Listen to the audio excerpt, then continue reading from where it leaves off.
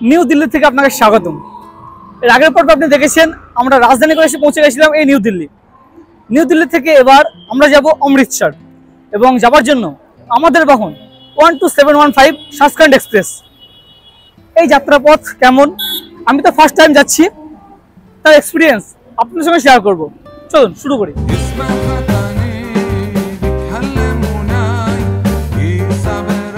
হাওড়া থেকে 1451 কিলোমিটার পথ রাজধানী এক্সপ্রেসে আসার পরে রাজধানী এক্সপ্রেস এই নিউ দিল্লিতে আমাদের পৌঁছে দিয়েছিল সকাল 10:05 এবং আমাদের সাচখন্ড এক্সপ্রেস যেহেতু দুপুর 1টার পরে, সেই কারণে এই যে 1 নম্বর প্ল্যাটফর্মের ওয়েটিং লাউঞ্জ, এখানে আমরা সময়টা অতিবাহিত করছিলাম। পাহাড়গঞ্জের দিকে নিউ দিল্লির 1 নম্বর প্ল্যাটফর্মে এখানে রয়েছে এসি লাউঞ্জ। এখানে ঘন্টা 20 টাকা করে লাগে জনপ্রতি। এই হচ্ছে নিউ দিল্লির এসি ওয়েটিং লাউঞ্জ। এপাশে ফুড স্টলও রয়েছে, আপনাদের পছন্দ মতো খাবার এখান থেকে আপনারা নিতেই পারেন। সময় এখন 1:18। এইমাত্র অ্যানাউন্স হলো সাচখন্ড এক্সপ্রেস তো 1:05 ঢোকার কথা ছিল নিউ দিল্লি, সেটা অনেকটাই লেট। এখানে 1:45 ঢুকবে। যাত্রা শুরুতেই 2 ঘন্টা 20 মিনিট লেট।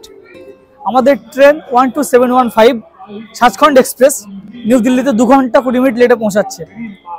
3 নম্বর প্ল্যাটফর্মে দেবে অ্যানাউন্স করেছে, সেই কারণে 1 নম্বর প্ল্যাটফর্ম থেকে 3 নম্বর প্ল্যাটফর্মের দিকে চলেছি। ঘড়িতে সময় 3:29।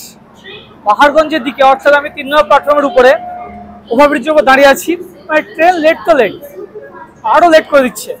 প্রথমে 2 ঘন্টা লেট ছিল, এখন ট্রেন ঢুকবে অ্যানাউন্স করছে 3:53। নিউ দিল্লি স্টেশনের 2 নম্বর এবং 3 নম্বর প্ল্যাটফর্মের মাঝামাঝি রয়েছে মসজিদ ই গরিব শাহ। এটি হচ্ছে মুঘল আমলের আর্কিটেকচার। এটি অন্য নাম মসজিদ ই বাবর শাহ নামে পরিচিত। তো এটা এসে হঠাৎ করে লক্ষ্য করলাম যে স্টেশনের মধ্যে মসজিদ, নিশ্চয়ই কোনো ব্যাপার আছে, ঐতিহ্য আছে।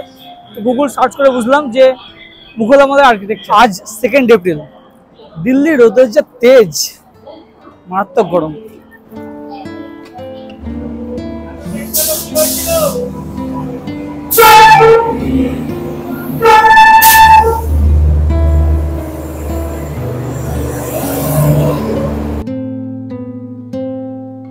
ঘড়িতে সময় 4:22।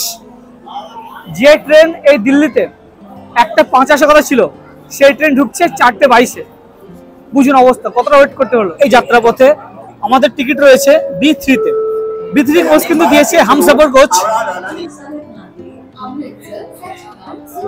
C3 টায়ারে যে কটা কোচ আছে তার মধ্যে দেখলাম একমাত্র B3-তেই এই কোচটাই ডিফারেন্ট, এটি একমাত্র হামসফর দিয়েছে। ঘড়িতে সময় 4:52। ফাইনালি আমাদের ট্রেন নিউ দিল্লি স্টেশন থেকে ছেড়ে চলেছে। নর্মালি ট্রেন কিন্তু নিউ দিল্লিতে অনেকক্ষণ দাঁড়ায়, প্রায় 15 মিনিট থেকে 20 মিনিট দাঁড়ায় জল ভরার জন্য বা পরিষ্কার করার জন্য, কিন্তু আজকে একটু বেশি দাঁড়ালো। আপনাকে দেখালাম যে 4:22 ট্রেন ঢুকেছিল এবং প্রায় আধা ঘন্টা ট্রেন দাঁড়ালো। তো ট্রেনে উঠে কিউরিসিটি বশত ফার্স্ট জিজ্ঞেস করলাম যে ট্রেন এত লেট কেন। অ্যাকচুয়ালি মথুরা জাংশনের ট্রেন প্রায় 2 ঘন্টা দাঁড়িয়েছিল। একজন বিড়ি পান করছিল এবং ধোঁয়া দুজন সর্দারের মুখের কাছে যায় এবং তাই নিয়ে নাকি প্রচুর বচসা চলে, পুলিশ টুলিশ আসে, প্রচুর ঝামেলা হয় আর কি। সেই কারণে ট্রেন মথুরাতে প্রায় 2 ঘন্টা দাঁড়িয়ে এবং তারপর থেকে ধীরে ধীরে আসছে, অর্থাৎ ট্রেন বলা চলে প্রায় 3.5 ঘন্টা লেট। দেখা যাক যাত্রাপথে কতটা আপনারা দেখাতে পারি। নিউ দিল্লি থেকে যাত্রা করে অমৃতসর অবধি আমরা প্রায় 450 কিলোমিটার যাত্রাপথ অতিক্রম করব। নিউ দিল্লি থেকে ছেড়ে যাওয়ার পরে আমাদের ট্রেন প্রথমে দাঁড়াবে পানিপথ জাংশন, তারপরে কার্নাল, তারপরে Kurukshetra junction, Ambala cantonment, Rajpura junction, Sirhind, এরকম করে লুধিয়ানা আমাদের ট্রেন পৌঁছানোর কথা ছিল প্রায় 7টা। তবে যেহেতু লেট, প্রায় 3 ঘন্টা লেট, পৌঁছাবে প্রায় 10টা। তো আমি আমার সাধ্য মতো যতটা সম্ভব স্টেশনগুলো নেমে আপনারা দেখানোর চেষ্টা করব।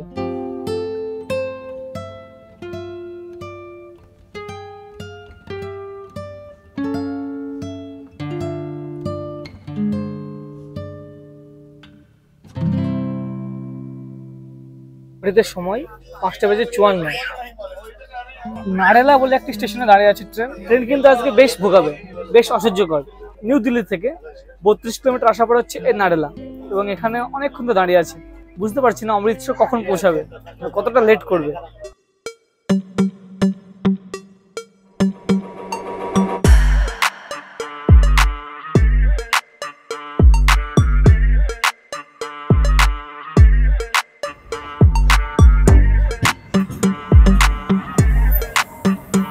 ঘড়িতে সময় 6:46।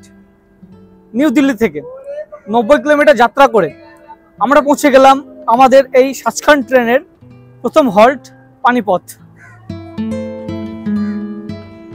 এই পানিপথকে এর আগে বইয়ের পাতায় পড়েছি, আপনারা অনেকেই পড়েছেন।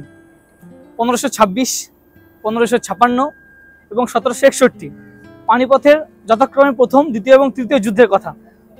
এই সেই পানিপথ, যে পানিপথের ময়দানের পরপর 3টি যুদ্ধ ভারতের ইতিহাসের পুরো পাতা পুরো চেঞ্জ করে দিয়েছিল।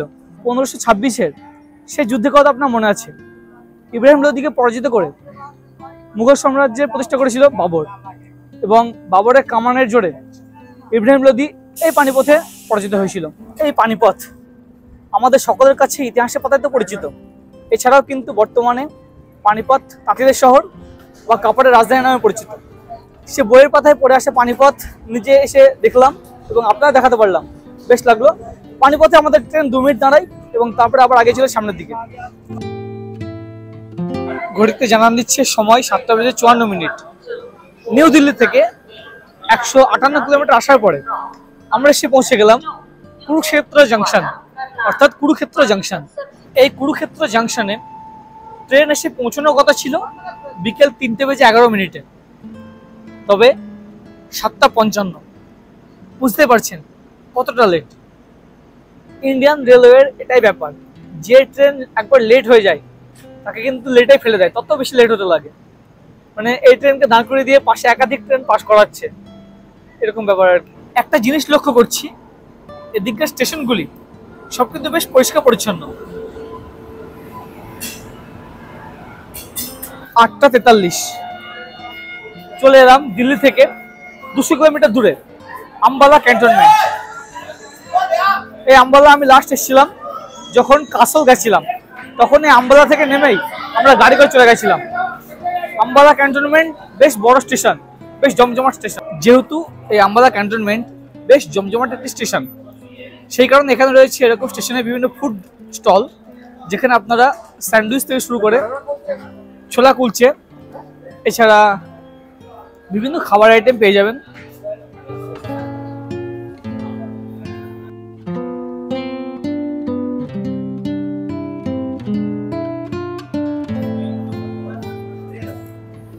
বিভিন্ন ফুড স্টলের সঙ্গে সঙ্গে এখানে কিছু লোকাল হকারও রয়েছে।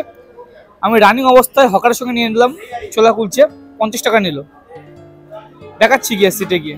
এই হচ্ছে কুলচে, 3 পিস দিয়েছে এবং সাথে তরকারি, ছোলে কুলচে। 1:17। ফাইনালি আমরা এসে পৌঁছে গেলাম অমৃতসর। নিউ দিল্লি থেকে 450 কিলোমিটারের এই যাত্রা বেশ দারুণ লাগলো, সাধ্যমতো আপনাদের দেখানোর চেষ্টা করলাম। যে গাড়ি 9:30টায় পৌঁছানোর কথা, সেই গাড়ি এসে পৌঁছাচ্ছে 1:17। প্রচুর লেট, মানে ধৈর্যের পরীক্ষা আর কি। অমৃতসর স্টেশন পুরো শুনশান। স্টেশন চত্বর থেকে বার হয়ে অটোয় করে চলে এলাম মিশন গেটের কাছে। এটি মোহন সিং গেট এবং তারই অপোজিটে রয়েছে হোটেল শিবাই গ্র্যান্ড। এই হচ্ছে আজকে রাতের জন্য আমাদের আস্তানা।